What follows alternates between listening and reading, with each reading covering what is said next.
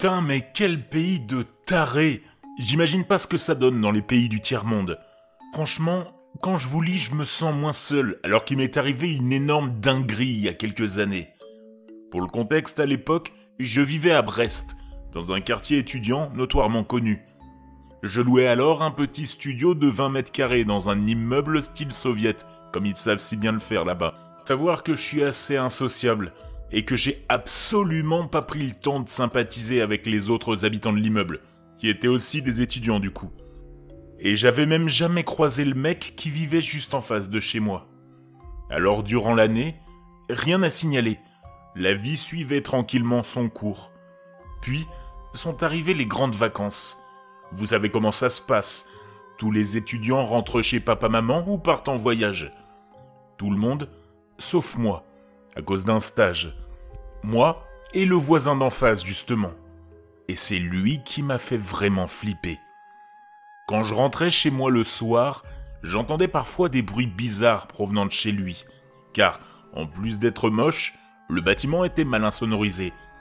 Pas des bruits de télé, mais des trucs vraiment louches, comme des cris d'animaux. Au début, j'y ai pas trop prêté attention, car j'entendais pas trop depuis mon appart. Puis, il a commencé à augmenter le son, comme s'il tenait à ce que j'en profite aussi.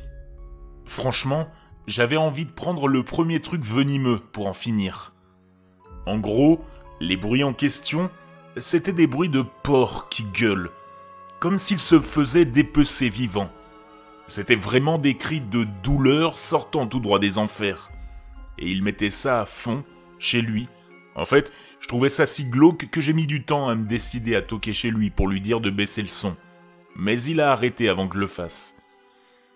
Là, on pourrait se dire que c'est juste un mec chelou qui regarde des vidéos de L214 avec une enceinte. Pas de quoi s'inquiéter, sauf que c'est devenu hyper récurrent. Il a fait ça tous les soirs de la semaine. Je me suis dit que c'était une malédiction, que le mec allait jamais arrêter. Et le pire, c'est que j'osais pas aller le voir. Je me disais que c'était forcément un malade mental qui allait me planter dès que possible. Mais bon, un soir, je me suis dit que c'était plus possible. J'ai enregistré les bruits de porc et j'ai appelé les flics pour tapage nocturne. Je vous laisse le vocaro pour que vous puissiez vous faire une idée de ce que je vivais tous les soirs.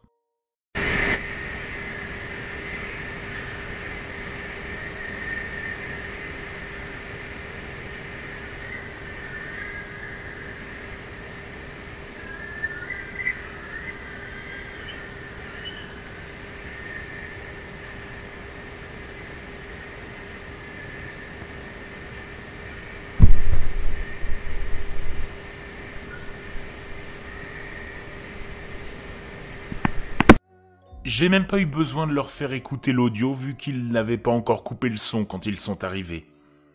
J'ai jamais été aussi heureux de voir la police. Sérieux.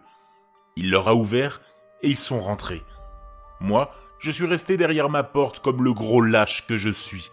Je voulais vraiment pas que ce taré me voie. Finalement, ils ont fait venir des gens pour l'embarquer vers l'asile.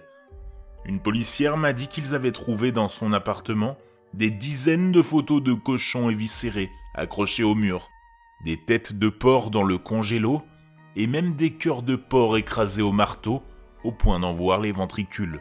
Enfin, le mec était un gros taré quoi, et il regardait les mêmes vidéos de cochons qui se faisaient torturer dans des abattoirs en boucle.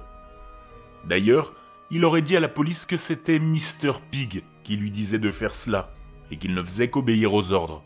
Vous connaissez un Mr. Pig, vous ? Sinon, j'ai appris plus tard qu'il resterait à l'asile.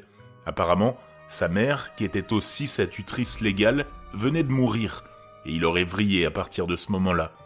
Perso, je trouve ça triste et glauque à la fois.